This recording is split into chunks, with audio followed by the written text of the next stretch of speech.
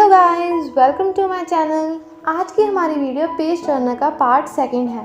तो अगर आप सबने पार्ट फर्स्ट नहीं देखा तो अभी जाकर पार्ट फर्स्ट देखिए और उसके बाद ही पार्ट सेकंड देखना, तभी आपको पूरी स्टोरी समझ आएगी। तो चलिए वीडियो शुरू करते हैं।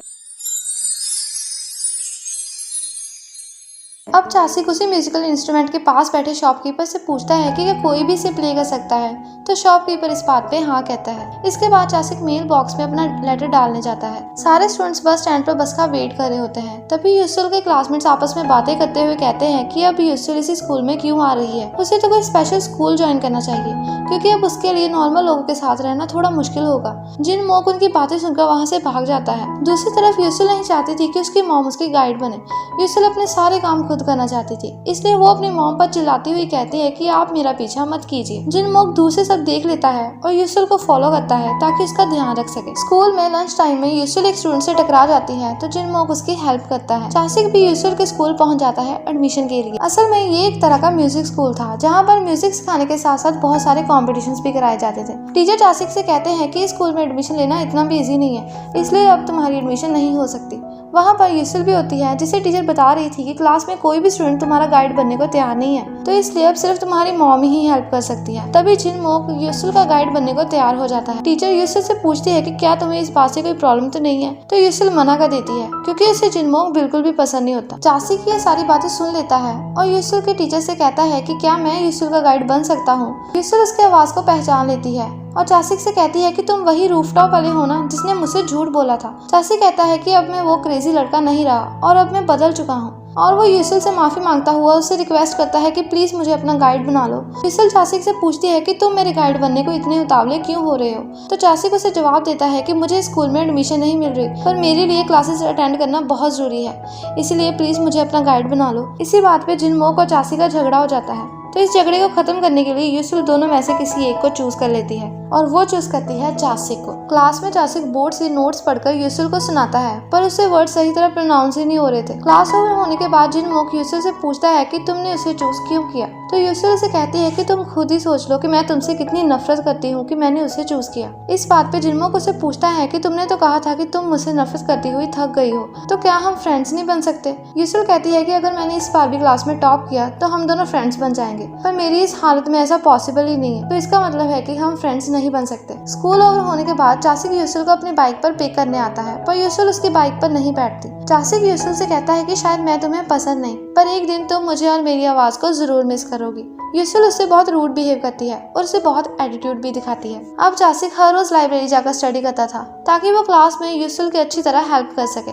स्कूल जाने से पहले चासिक फिर से मेल बॉक्स में एक मेल डालता है। क्लास में चासिक सभी वर्ड्स को सही प्रोनाउंस करता है जिससे सभी बहुत इंप्रेस हो जाते हैं, इंक्लूडिंग यूसुल। घर जाते टाइम चासिक फिर से यूसुल को राइड के लिए पूछता है, पर यूसुल फिर से मना कर देती है। चासिक अपने घर जाने ही वाला होता है कि उसे यूसुल के चीखने की आवाज सुनती है जिस पर एक आदमी चिल्ला रहा था, क्योंकि यूसुल की स्टिक उस आदमी के डॉग को लग गई थी। चासिक वहां पहुंचकर सारी बात संभाल लेता है। यूसुल इस इंसिडेंट से बहुत डर जाती है और चासिक को कहती है कि क्या तुम मुझे घर छोड़ दोगे, और वो चासिक के साइकिल पर बैठने को भी तैयार हो जाती है। यूसुल पहली बार साइकिल पर बैठी थी क्योंकि उसकी मॉम ने उसे कभी भी साइकिल चलाने नहीं दिया था ताकि कहीं उसके हाथों पर चोट न लग जाए। यूसुल की मॉम घर के बाहर ही खड़ी होती है और उन दोनों को देख लेती है। चासिक उन्हें अपने बारे में बताता है। अंदर जाते ही यूसुल की मॉम यूसुल पर बहुत चिल्लाती है कि तुम साइकिल पर क्यों बैठी, अगर तुम्हें कोई चोट लग जाती तो तुम पियानो कैसे प्ले करती। यूसुल की मॉम चासिक को भी बहुत बुरा भला कहती है। इस बात पे यूसुल को बहुत गुस्सा आ जाता है और वो अपनी मॉम को कहती है कि चासिक स्टूपिड नहीं है, तो यूसुल की मॉम यूसुल को थप्पड़ मार देती है।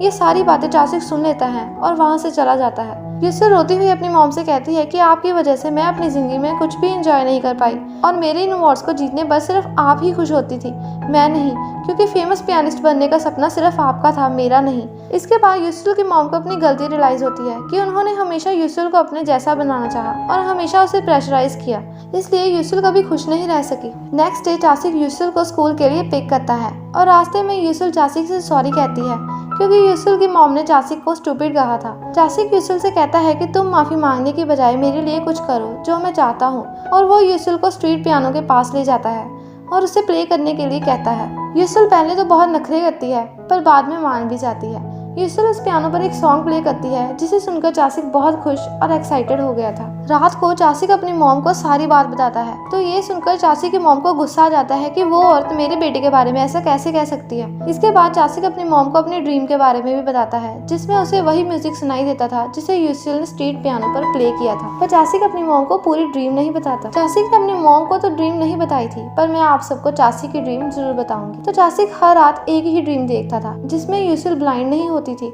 और चासिक के साथ पियानो प्ले करती थी। ये दोनों एक दूसरे के साथ बहुत ही खुश नजर आते हैं। स्कूल में चासिक 2 पियानो कंपटीशन का पोस्टर देखता है। ये कंपटीशन 3 मंथ्स बाद था और चासिक इसमें पार्टिसिपेट करना चाहता था पर जिन मोक उसका मजाक उड़ाता है तो गुस्से में चासिक सबको बता देता है कि फेमस पियानिस्ट ह्यून म्यूंग सुल मेरे डैड हैं। पर किसी को भी उसकी बात पर विश्वास नहीं होता। अब चासिक यूसुल के पास जाकर उससे अपनी पियानो पार्टनर बनने के लिए पूछता है। यूसुल उसे काफी समझाती है कि ये कंपटीशन कोई बच्चों का खेल नहीं है और तुम सिर्फ 3 मंथ्स प्रैक्टिस करके इस कंपटीशन को नहीं जीत सकते। ये सुनकर चासिक उदास हो जाता है। चासिक यूसुल को फिर से उसी स्ट्रीट पियानो के पास ले जाता है और उसे बेट लगाता है कि अगर उसने वही सॉन्ग बिल्कुल सही प्ले किया तो यूसुल को उसे कंपटीशन के लिए हाँ बोलना होगा। चासिक स्ट्रीट पियानो पर सॉन्ग प्ले करता है जो बिल्कुल परफेक्ट था क्योंकि वो हर रोज आकर जहाँ पर प्रैक्टिस किया करता था। ये सुनकर यूसुल बहुत इम्प्रेस हो जाती है और कंपटीशन में पार्टिसिपेट करने के लिए भी मान जाती है। उस पल चासिक को लगता है कि जैसे उसकी ड्रीम जल्दी ही सच हो जाएगी। क्या चासिक की ड्रीम सच हो पाएगी या फिर उसका सपना अधूरा ही रह जाएगा, ये आपको मेरी नेक्स्ट वीडियो में ही पता चलेगा। तो मिलते हैं नेक्स्ट वीडियो में। Bye bye, see you again. Out of your mouth, you wish you were someone else.